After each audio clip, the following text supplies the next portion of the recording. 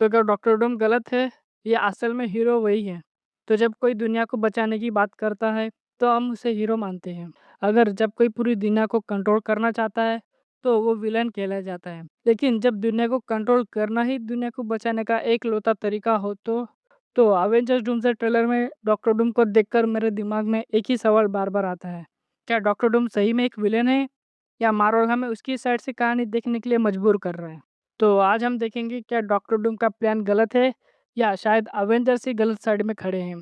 तो शुरू करते हैं शुरुआत से।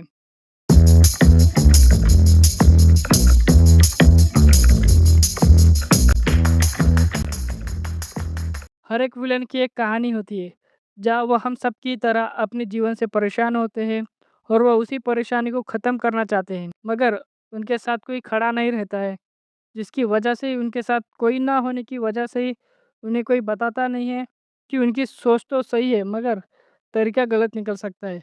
चाहे वह इंसान का इंटेंशन गलत ना हो, पर गलत तरीके से उस पूरे इंसान को ह्यूमैनिटी के लिए खतरा बताया जाता है। ऐसा नहीं है कि टोनी स्टार्क ने कभी गलती नहीं करी है, मगर उसके साथ उसे राह बताने वाले कई लोग थे, जिनकी बदौलत ही आज हम टोनी स्टार्क को एक हीरो मानते हैं। जब टोनी स्टार्क ने अल्ट्रॉन बनाया, उसका मकसद दुनिया को बचाना था, पर रिजल्ट अल्ट्रॉन विलन बन गया। थैनोस ने आधे यूनिवर्स को ही ख़त्म कर दिया था, मगर उसका इंटेंशन ये था कि उसके हिसाब से बचे हुए रिसोर्स को आगे आने इंसानियत के लिए बचाया जा सके। लेकिन उसका तरीका गलत था और आज हम देख रहे हैं कि डॉक्टर डूम भी वही बोल रहा है, मैं दुनिया को बचाना चाहता हूँ। तो सवाल ये नहीं है कि डॉक्टर डूम कर क्या रहा है, बल्कि सवाल ये है, क्या उसका तरीका गलत है?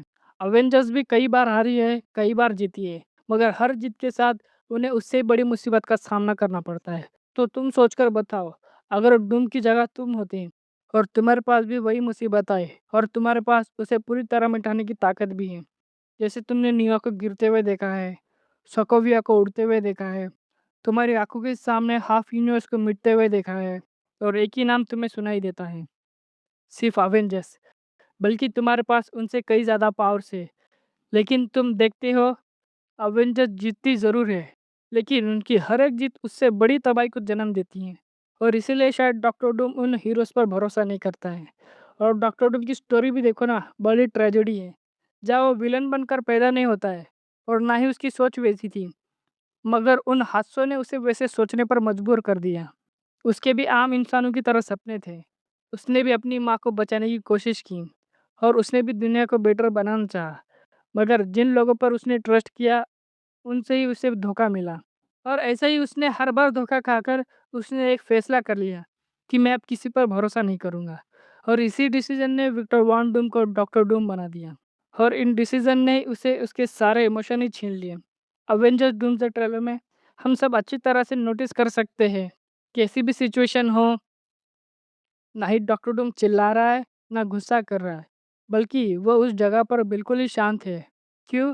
क्योंकि अगर किसी इंसान को अपने पर पूरा भरोसा है, तो उसे चिल्लाने की ज़रूरत ही क्यों पड़ेगी? उसकी आँखों में हम उसका कॉन्फिडेंस देख सकते हैं और जो कॉन्फिडेंस है उसका, वही उसकी सबसे बड़ी ताकत है। और एवेंजर्स के लिए उसका कॉन्फिडेंस ही उनके लिए सबसे बड़ा खतरा है। एंड इमेजिन करो कि डूम जीत गया तो वो दुनिया किस तरह होगी? एक ऐसी दुनिया जहाँ ना क्राइम होता है, ना ही वॉर्स होती है और ना ही मल्टीवर्स कोलैप्स होते हैं, और ना तुम्हें कभी एवेंजर्स की ज़रूरत पड़ेगी, क्योंकि वो दुनिया बिल्कुल ही सेफ होगी। लेकिन वहाँ तुमसे तुम्हारा फ्रीडम छीन लिया जाएगा, मगर वहाँ तुम पूरी तरह से सेफ होगे, पर तुम्हारे पास तुम्हारी आज़ादी नहीं होगी। तो क्या ऐसी दुनिया सच में एक परफेक्ट दुनिया होगी? तो इसका जवाब मैं आपसे चाहता हूँ। कमेंट करके ज़रूर बताना और मैं उस कमेंट को पिन करूँगा जो मुझे अच्छा लगेगा। तो लास्ट सेक्शन पर आते हैं, जो डॉक्टर डूम का सबसे बड़ा वेपन है, तो उसका आर्मर नहीं, बल्कि उसका बिलीफ है। तुम चाहे उसका आर्मर कई बार नष्ट कर दोगे, लेकिन उसका जो बिलीफ है, खुद को लेकर और दुनिया को लेकर, वो तुम किस तरह ख़त्म करोगे? और ये बिलीफ ही उसका आर्मर है, उसकी सोच है, बल्कि उसका शरीर और उसका जीवन ही बिलीफ है। तुम चाहे एक बार को उसके शरीर को ख़त्म कर सकते हो, और यही वो चीज़ है जो डूम को डूम बनाकर रखती है। और वो मानता है कि इस दुनिया को उसके अलावा कोई बचा नहीं सकता, और शायद ये सोच ही उसकी सबसे बड़ी कमज़ोरी भी निकल सकती है। मार्वल ने इस बार हमें एक नया विलन ही नहीं दिया, बल्कि मार्वल ने हमें एक ऐसा कैरेक्टर भी दिया है जिसे तुम हेट भी करोगे और उसे अंदर से समझने की कोशिश भी करोगे। तो फैसला अब तुम्हारा है, क्या डॉक्टर रूम एक विलन है या फिर बस वो एक ऐसा हीरो है जिसका तरीका इतना खतरनाक है कि दुनिया उसे विलन कहने लगी। तो आज के लिए बस इतना ही, मिलते हैं नेक्स्ट वीडियो में, तब तक के लिए बाय।